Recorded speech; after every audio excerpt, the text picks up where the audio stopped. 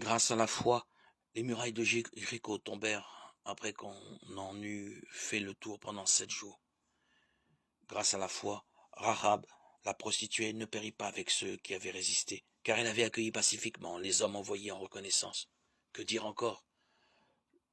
Le temps me manquerait pour donner des précisions sur Gédéon, Barak, Samson, Jephthé, David, Samuel et les prophètes. Par leur foi, ils ont vaincu des royaumes, pratiqué la justice, obtenu ce que Dieu promettait. Ils ont fermé la gueule des lions, éteint la flamme des brasiers, échappé aux tranchants de l'épée, retrouvé leur force après la maladie, montré du courage à la guerre, mis en fuite des armées étrangères.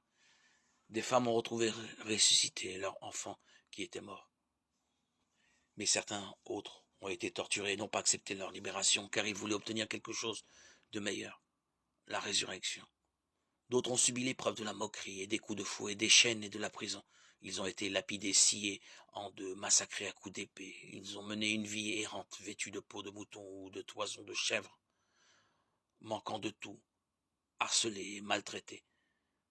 Mais en fait, c'était le monde qui n'était pas digne d'eux. Ils vivaient çà et là, dans les déserts et les montagnes, dans les grottes et les cavernes. Eh bien, ils aient tous reçu le témoignage de Dieu à cause de leur foi. Ils n'ont pas connu la réalisation de la promesse. En effet, pour nous, Dieu avait prévu mieux encore. Et il ne voulait pas les faire arriver sans nous à la perfection. Lettre aux Hébreux 30, 11, 40. Supportons donc avec endurance ces épreuves qui sont pour nous des leçons données par Dieu.